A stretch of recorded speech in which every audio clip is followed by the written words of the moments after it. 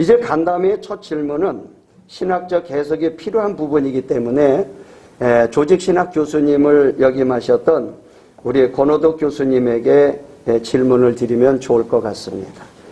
교수님, 평생 조직신학을 학생들에게 후학을 가르치시고 연구하셨는데 조직신학을 가르치셨던 교수님으로서 개혁주의 조직신학 입장에서 구원론적으로 성령의 인, 하나님의 인으로 신구약 성경에 기록한 이유가 혹시 특별히 있는지, 또 한 가지는 그 차이점이 있는지 좀 설명을 좀 부탁드리겠습니다.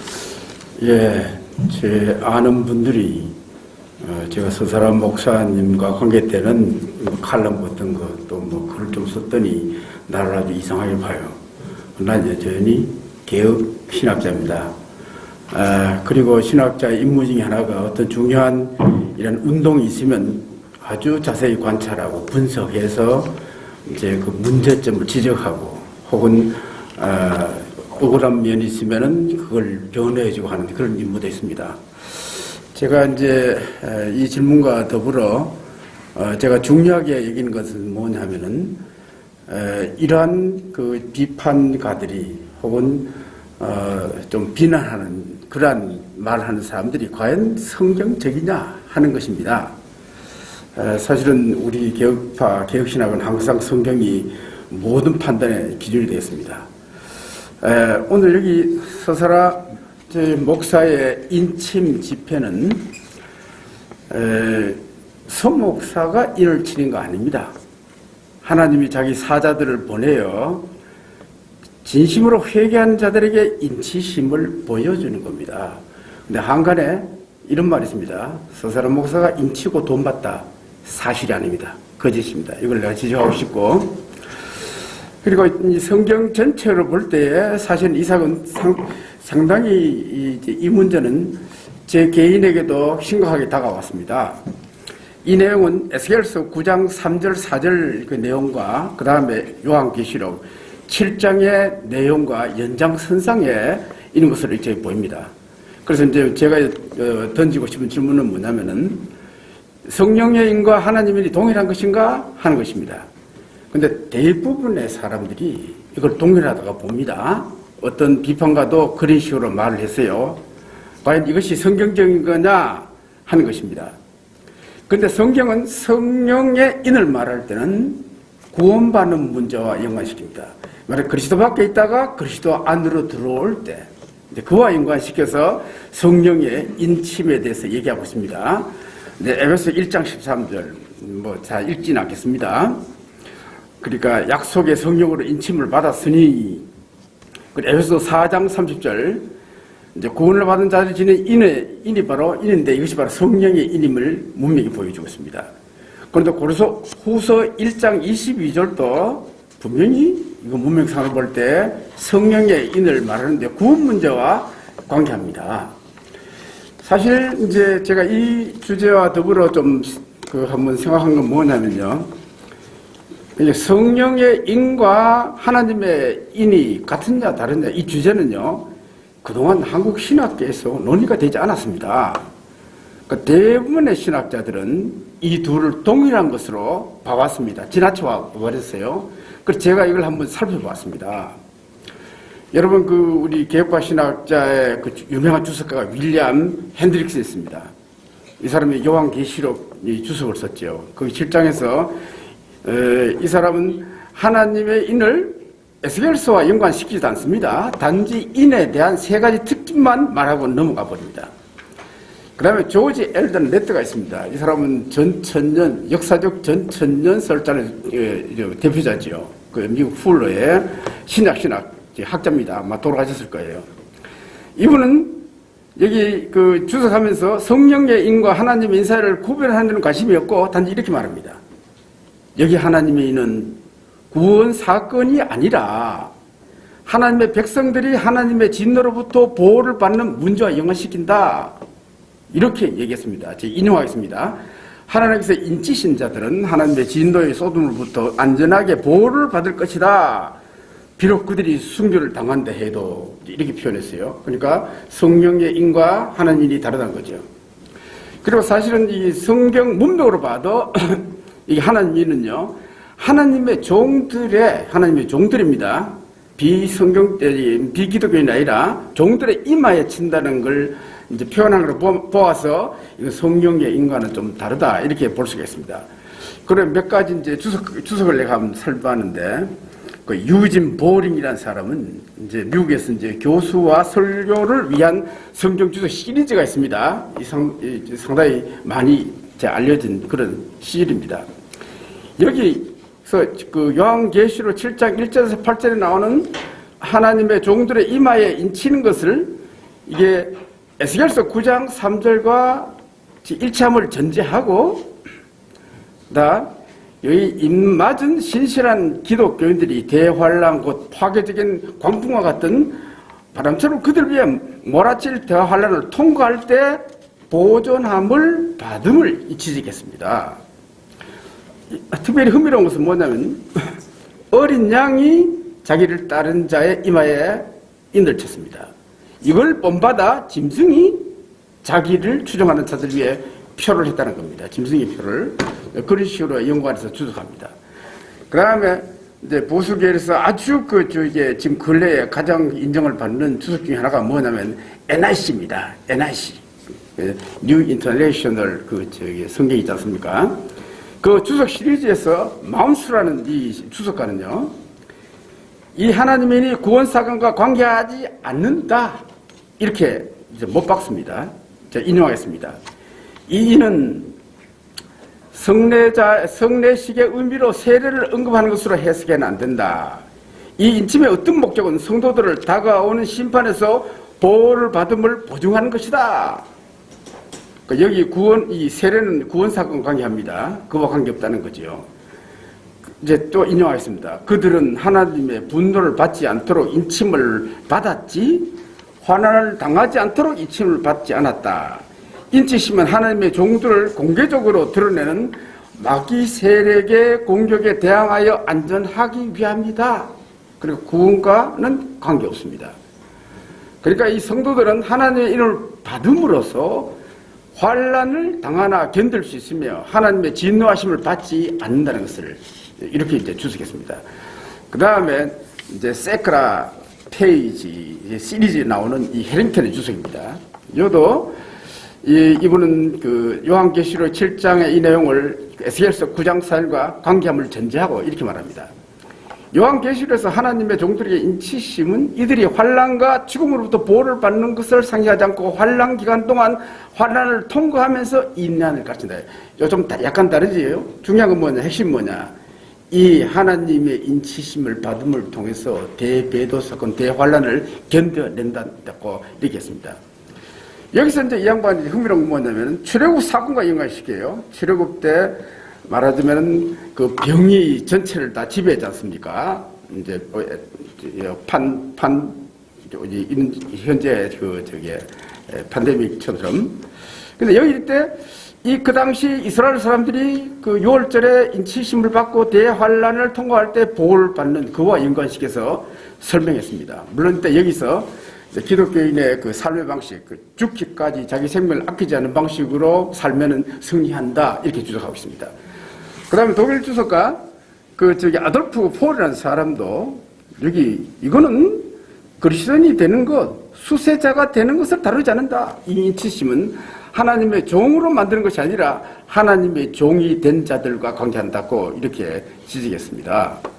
말하자면 인치심을 통해 하나님은 자기 백성들이 타락하지 않도록 하는 힘을 주는 것이다.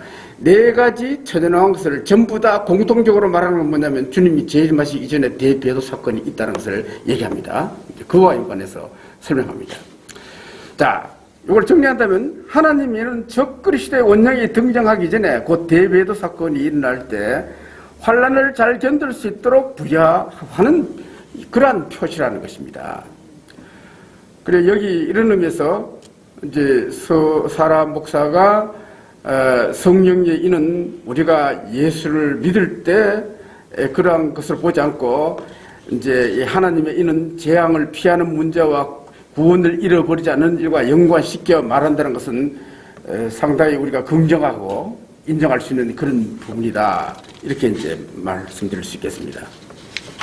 네, 교수님 설명을 들으니까 목회를 오래 한 저로서도 이게 잘 들어야 이해가 될 만한 일이고 한 이야기인데 아주 잘 풀어서 또 예를 들어서 설명을 해주셔서 감사합니다. 우리 한국 교회와 목회자들 그리고 성도들도 건강한 신앙과 교회 생활을 위해서 이런 것들을 좀 잘 알고 자기 상식에 맞는 말들을 많이 안 했으면 좋겠다 하는 생각이 듭니다. 교수님이 이제 설명을 듣다 보니까 한 가지 더 질문하고 드리고 싶은 게 생각이 났어요. 서사람 목사는 하나님의 인사역에 천사들이 나타나서 성도들의 이마에 먹물로 십자가를 그리는 걸 보았다 하였는데 우리 교수님께서는 이것을 에스겔 9장의 먹물로 이마에 표하는 사건과 매우 밀접한 관계가 있다 이렇게 이제 한번 설명을 하셨었는데 이 부분을 한번 주경신학적 입장에서 한번 설명을 더 드리고 싶어요. 예, 사실은 이 사건은 굉장히 충격적으로 다가오는 그런 사건입니다. 제가 사실 지금 방금 말씀드린 것은 기독교 신문 칼럼에 나왔고 그 외에도 이제 글이 나갔습니다. 그러나 한번 다시 들으면 좋을 것 같습니다. 제가 그 서 목사님에 대해서는 이제 후배며 또 고등학교는 후배며 저희 신대원은 총신의 선배는 목사님부터 이제 소개를 받았습니다. 그리고 굉장히 이 문제를 호기심 있게 읽었습니다. 한 2주간 동안 17권을 다 읽었습니다. 읽었는데 아주 정독했습니다. 그러면서, 왜냐면 제가 전에 종말론도 강의했기 때문에 궁금한 게 많았거든요. 지금 현재 사실은 4가지 종말론은요, 전부 다 허점 다 있습니다. 우리가, 그 다음에 이 문제도 우리가 사실은 다시 한번 재점검해야 될 그런 문제로 봅니다. 그래서 한 번은 제가 주로 이제 지방에 있는데, 제가 이제 대구 천안을 오가는데 한 번은 제가 있는 데서 서 목사님이 집회한다는 소식을 들었습니다. 그래서 제가 살짝 가봤습니다. 가서 설교를 들으니까 이제 서 목사의 설교에 관심이 뭐냐 하면은 어쨌든 성도들을 잘 신부로 예수님의 신부로 준비해서 천국에 들어가야 된다. 이걸 가르친 걸 제가 보았습니다. 뭐 거기에 대해서는 물론 누구든지 다 관심을 가질 일이죠. 그다음 밤에는 소위 인치는 이거 사역이 있다, 이거 집회가 있다는 얘기가 들었습니다. 저는 시간이 없어 오고 마침 거기에 지인이 한 분 있었어요. 그래서 참석하고 구체적으로 저한테 이제 설명 좀 해달라고 했습니다. 그래서 이제 나중에 이제 그분한테 이제 들었는데 설명을 주고 사실 매우 놀랐습니다. 아주 놀라웠습니다.